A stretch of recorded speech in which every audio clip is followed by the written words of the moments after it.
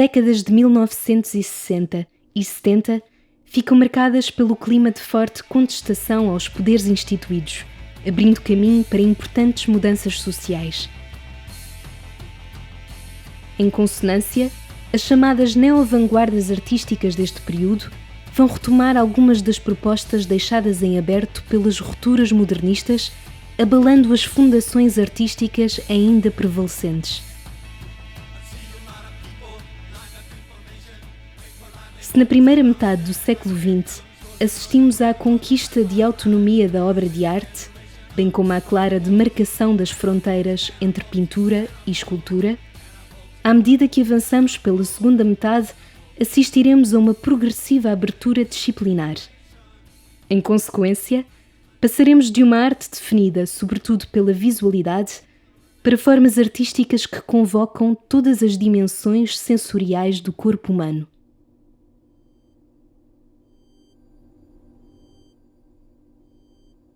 A crescente importância do espectador já se faz sentir nas obras de Ad Reinhardt e de Agnes Martin.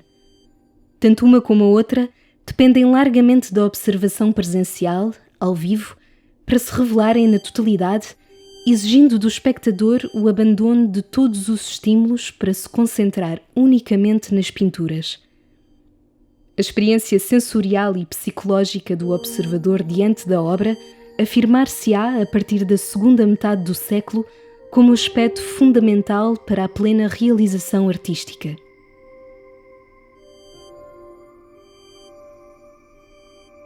Esta ideia tem os seus antecedentes no construtivismo de início do século.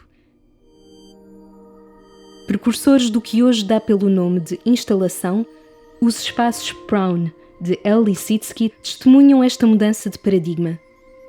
Não se encaixando em categorias fechadas de pintura ou escultura, estes espaços abstratos podiam ser percorridos e experimentados pelo espectador, que ficava totalmente imerso na obra. Para os construtivistas, a arte devia orientar-se não pela vontade individual do artista, mas pela ação efetiva na vida cotidiana. É neste sentido que as experiências de Popova se afastam da expressão manual e subjetiva. As formas geométricas compreendem a possibilidade de ser reproduzidas industrialmente e, desta forma, chegar a mais pessoas.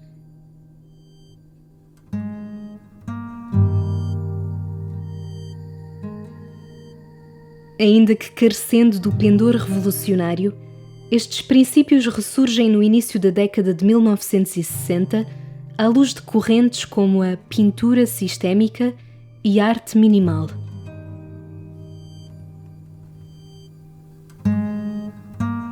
As pinturas de Ellsworth Kelly, ou Frank Stella, são realizadas segundo um plano prévio e executadas de forma faseada, sendo por isso chamadas de sistémicas.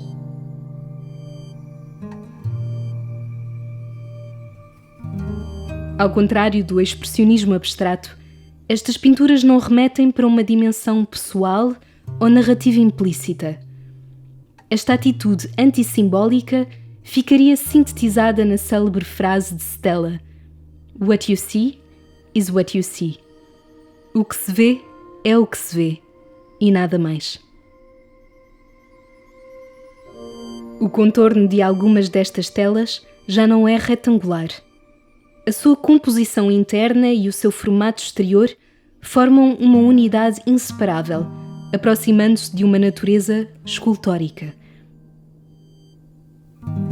A pintura assume cada vez mais o espaço real envolvente. As fronteiras entre pintura e escultura começam aos poucos a diluir-se.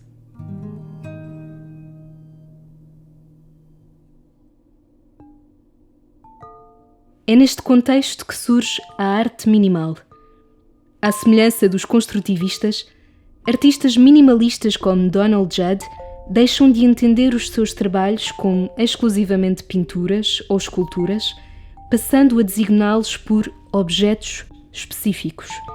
Isto é, objetos algures entre a pintura e a escultura e que se apresentam como formas unitárias colocadas no espaço real do espectador.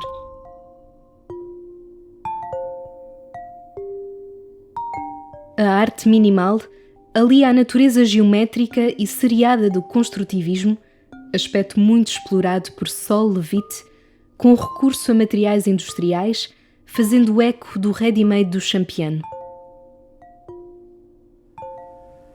Neste particular, Dan Flavin usa lâmpadas fluorescentes de fabrico industrial segundo configurações específicas. Flavin trata a luz como uma matéria plástica que se estende muito para além dos seus suportes, afetando tanto o espectador como o contexto em redor. Para os minimalistas, o significado da obra não é algo que se possa definir a priori pelo artista, mas algo que depende do contacto direto do espectador com a obra num dado espaço. Com efeito, o título da peça de Carl André oferece uma descrição literal dos seus elementos. 144 cubos de calcário travertino. Tudo o que acresce advém unicamente da experiência vivida pelo observador diante do objeto. Mais do que a mera contemplação visual, é um movimento do observador em torno da peça, em confronto com a sua escala e contexto espacial, que vai dar sentido à obra minimalista.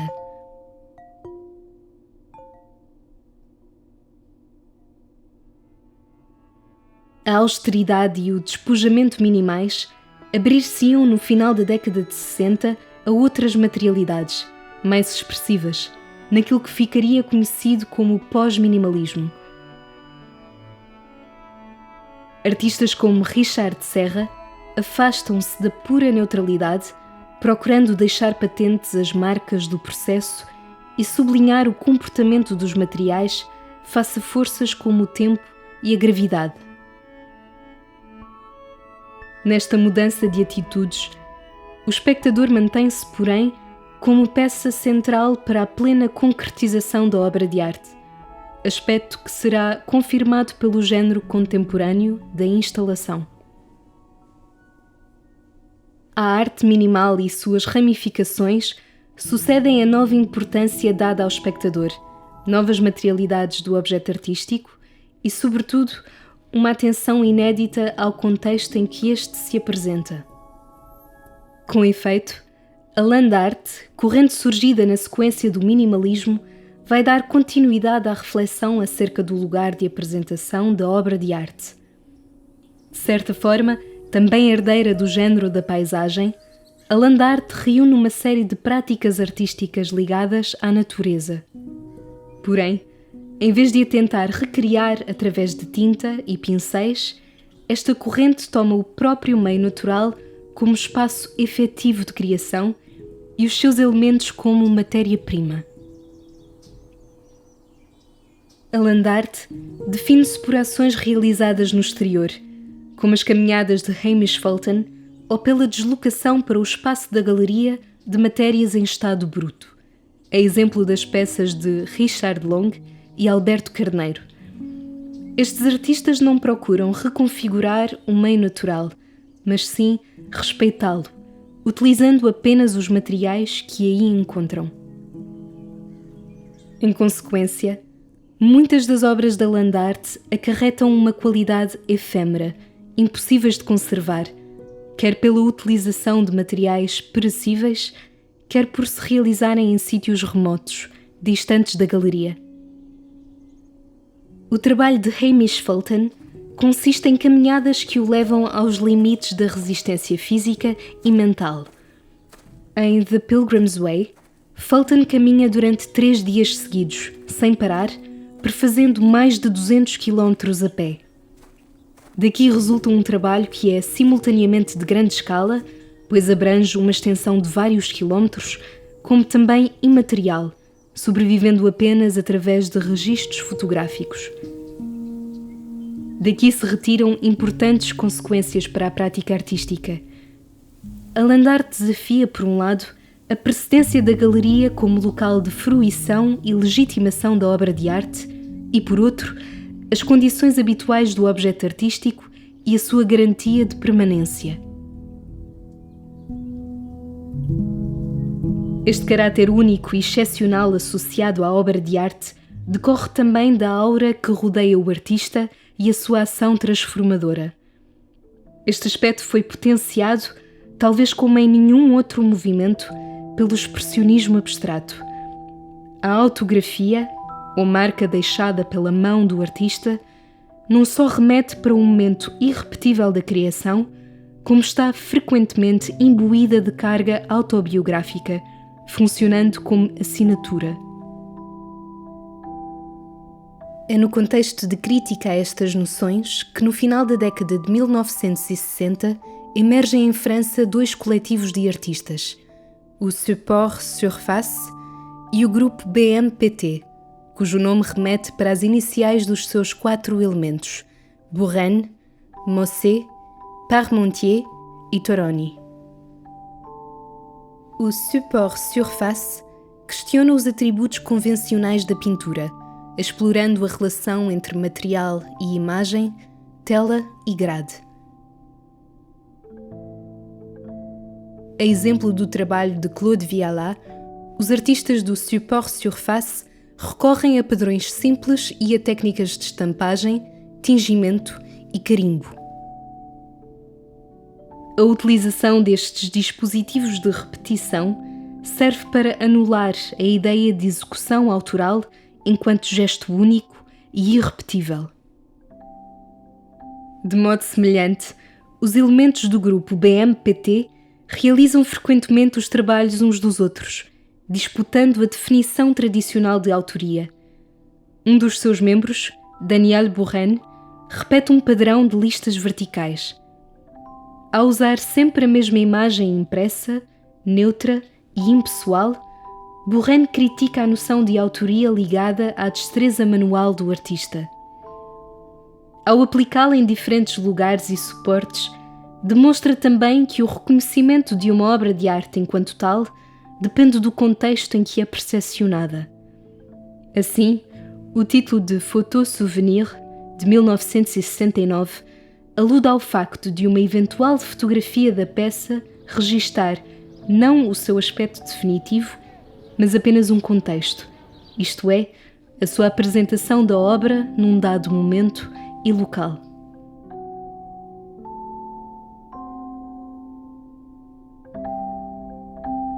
Como podemos constatar, a assim designada arte contemporânea correspondeu a uma etapa de grande proliferação criativa, que levou às últimas consequências muitas conquistas do modernismo, como o abandono da representação, o desmembramento das categorias tradicionais da obra de arte, os seus temas e seus modos de produção. As várias propostas que levaram a cabo esta reavaliação dos preceitos e categorias do modernismo vão articular uma procura de tipo conceptual com a reinterpretação estética das estratégias desapaixonadas e irónicas do ready-made de Marcel Duchamp. Surgia assim o género da criação artística desmaterializada. A arte passava agora a manifestar-se dentro de uma cadeia de correspondências, por vezes autonomizadas da forma.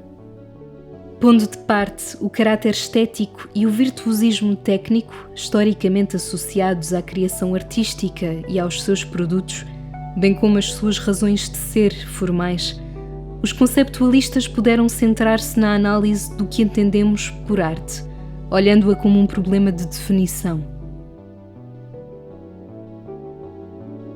Já entre os dadaístas tinha sido sugerida a transferência das atividades artísticas dos ateliês para as editoras, precipitando criações poéticas controversas e invadindo a esfera pública com textos e ações provocatórias.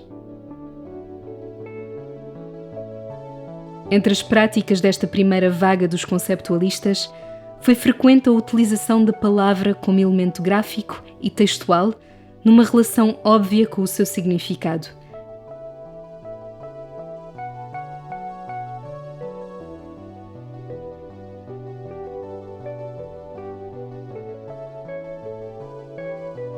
Partindo da pergunta sobre o que se pode admitir como arte para o que por ela se refere, os artistas ligados à apelidada corrente conceptual, entre os quais se destacam Joseph Kosuth, o grupo Art and Language e Sol Levitt, realizaram uma verdadeira investigação teórica.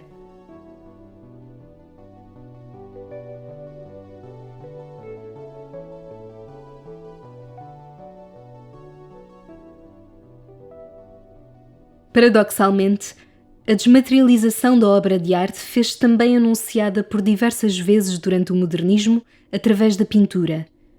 O legado de Jackson Pollock e dos expressionistas abstratos apontou para a tomada da tela como uma arena onde a pintura funcionava como parte da sua biografia. A perpetuação deste ecrã-palco viu-se ainda atestada com as perfurações de Lucio Fontana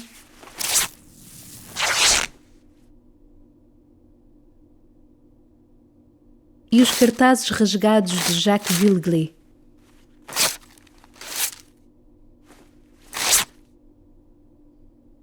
Todos estes casos pressagiaram não apenas o que viria a dar-se com a leitura conceptual da arte, mas também a sua transformação em pura ação manifesta. Numa relação estreita com uma tal leitura da arte como evento, surge o género da performance, correspondendo a ações artísticas que tomam o corpo como meio e suporte.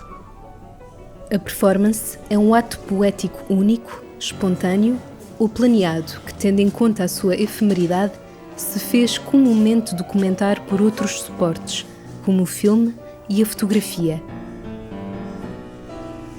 Graças ao seu caráter mais direto, deteve a potencialidade de afetar o espectador com maior intensidade.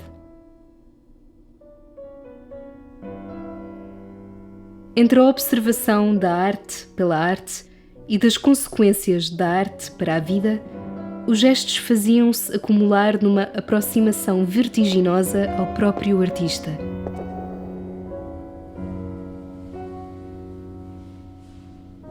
Em artistas como Nan Goldin, podemos observar este deslocamento da obra de arte objetual para o trabalho artístico como evento ou situação. A fotografia surge como uma extensão do corpo e das vivências da própria artista, na sua relação com a realidade e o outro, cabendo-lhe um papel fundamental nos processos de retenção e gestão da memória.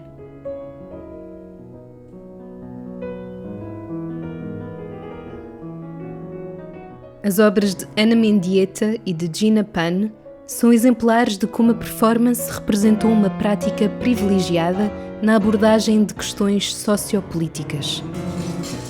Com as suas incontestáveis diferenças, estas duas artistas usaram os seus corpos como veículos para a exploração de ideias específicas, de que são exemplo a violência sexual, o sentido de pertença, a identidade e a igualdade de género. As suas ações estabeleceram um lugar de denúncia, mas também de resgate de sentido.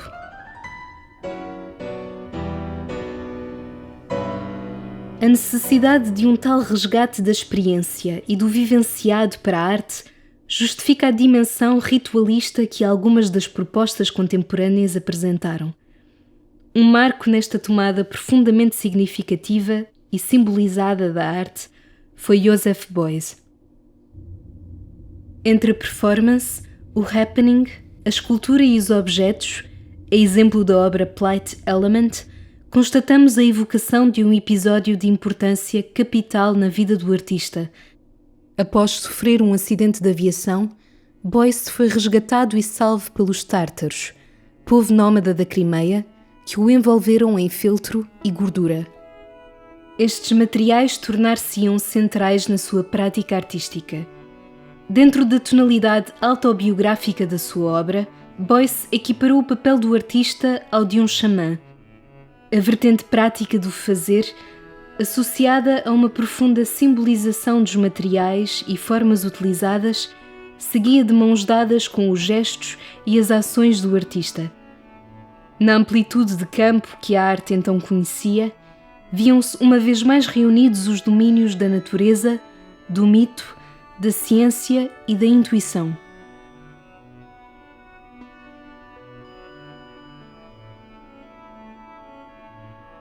Eu, o mundo, As coisas, a vida, somos pontos de energia. O importante não é cristalizá-los, mas sim mantê-los abertos e vivos. Estas palavras de Giovanni Anselmo apontam assim para uma semelhante visão significativa do cotidiano junto dos artistas da arte povera italiana.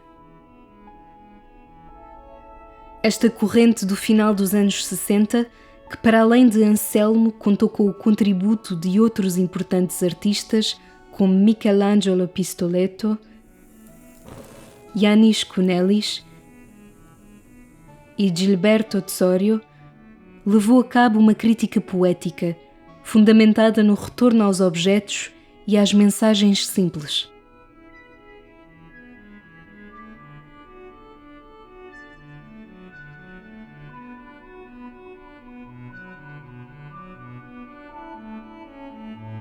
Escolhendo materiais precários e estranhos à produção artística, a arte povera representou mais um contributo para a desconstrução das hierarquias técnicas e formais, virando as costas ao consumismo e às práticas institucionalizadas do mercado da arte. Esta tendência encontrada na arte povera manifestou-se ainda como uma resposta ao formalismo e ao racionalismo positivistas reconhecidos a algumas das tendências americanas. À reviravolta da desejada integração da arte na vida, contrapunham-se explorações que a tomavam como um sistema hermeticamente fechado.